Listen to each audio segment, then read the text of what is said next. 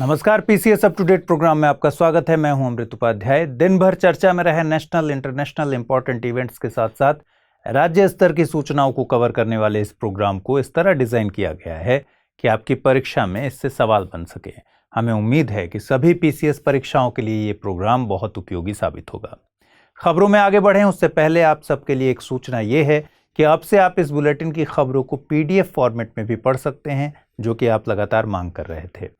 मेरे Telegram channel पर यानी अमृत उपाध्याय 007 चैनल पर इसका पीडीएफ रोजाना मिल सकेगा। आइए खबरों की शुरुआत करते हैं। प्रधानमंत्री नरेंद्र मोदी आज नई दिल्ली के विज्ञान भवन में आयोजित उद्यमी भारत कार्यक्रम में शामिल हुए। यहां उन्होंने बहुत सी योजनाओं की शुरुआत की। लगभग 6,000 करोड़ रुपए के खर्च पर रैंप यानी raising and accelerating MSME performance scheme की शुरुआत की गई।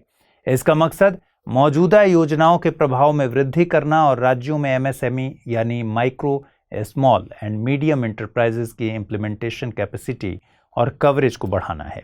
Capacity building for first time exporters scheme भी शुरू की गई, जो एमएसएमई को वैश्विक बाजार के लिए इंटरनेशनल स्टैंडर्ड्स के उत्पादों और सेवाओं के लिए प्रोत्साहित करेगी।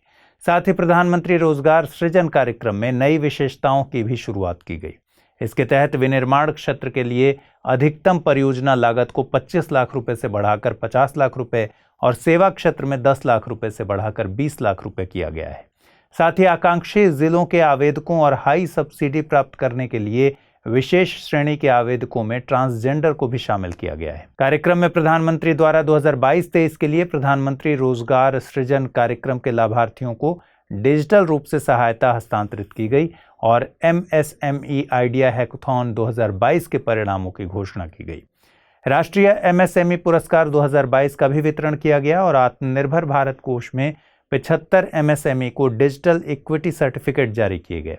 गौरतलब है कि एमएसएमई देश के सकल घरेलू उत्पाद में लगभग 29% का योगदान करते हैं। लगभग 12 करोड़ लोगों की आजीविका इस क्षेत्र पर निर्भर करती है। हर साल 30 जून को वर्ल्ड एस्टेरॉयड डे के रूप में मनाया जाता है। इस दिन दुनिया भर में कई कार्यक्रमों द्वारा लोगों को एस्टेरॉयड्स के संकटों के बारे में जागरूक किया जाता है। साथ ही क्षुद्र ग्रहों के संसाधनों के उपयोग पर भी चर्चा की जाती है। एस्टेरॉयड्स खगोलीय पिंड होते हैं जो ग्रहों की तरह सूर्य की परिक्रमा करते हैं। इनका आकार ग्रहों से छोटा और उल्का पिंडों से बड़ा होता है। इनका व्यास 10 मीटर से 530 किलोमीटर के बीच पाया जाता है। ये मार्स और जुपिटर के बीच एक एस्टेरॉयड बेल्ट के रूप में उपस्थित होते हैं। कहा जाता है कि 30 जून 1908 को रूसी साइबेरिया में तुंगुस्का नदी के पास एक बहुत बड़ा विस्फोट हुआ था, जिसे तुंगुस्का प्रभाव कहा गया। रिपोर्ट्स के अनुसार एस्टेरॉयड का प्रभाव इतना तेज था कि 2150 स्क्वायर किलोमीटर के क्षेत्र में अनुमानित 80 मिलियन पेड़ खत्म हो गए। संयुक्त राष्ट्र संघ ने दिसंबर 2016 में इस घटना को याद रखने के लिए हर वर्ष 30 जून को वर्ल्ड एस्टेरॉयड डे मनाने की घोषणा की। गौरतलब है कि दुनिया भर के वैज्ञानिक खनिजों के लिए एस्टेरॉयड माइनिंग व एस्टेरॉयड पर मौजूद पानी से रॉकेट फ्यूल बनाने की संभावनाओं पर कार्य कर रहे हैं। नासा ने हाल ही में कैपस्टोन नामक अंतरिक्ष यान लॉन्च किया है। इसी के साथ नासा द्वारा एस्ट्रोनॉट्स को चांद पर भेजने के लिए आर्टेमिस मिशन की शुरुआत हो गई है। बताया जा रहा है कि यह स्पेसक्राफ्ट माइक्रोवेव ओवन के आकार का है और इसका वजन 25 केजी है। इसे अमेरिकी कंपनी रॉकेट लैब के इलेक्ट्रॉन बूस्टर रॉकेट द्वारा न्यूजीलैंड के माहिया प्रायद्वीप से लॉन्च किया गया है।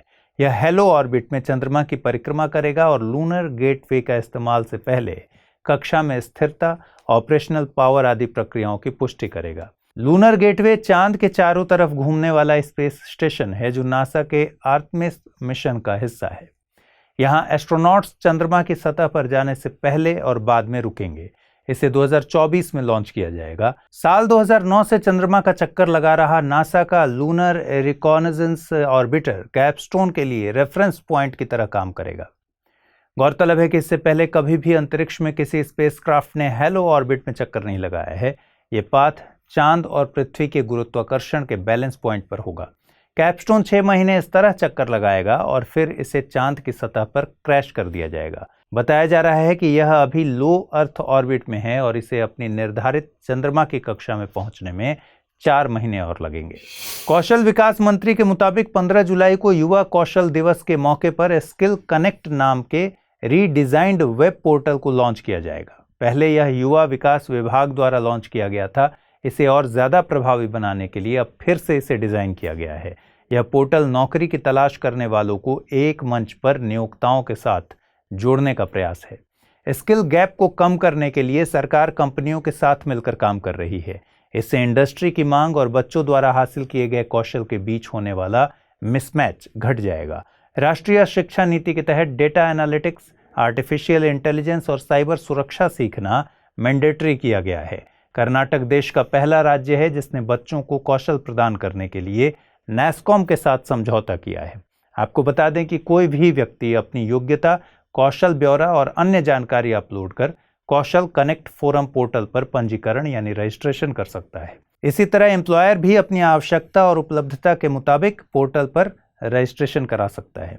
यदि कोई व्यक्ति बेरोजगार है तो उसे स्किल प्रदान किया जाएगा और फिर नौकरी पाने के लिए सक्षम बनाया जाएगा। तो फिलहाल आज के बुलेटिन में इतना ही। कल रात आपसे फिर मुलाकात होगी, तब तक के लिए अपना ख्याल रखिए। नमस्कार।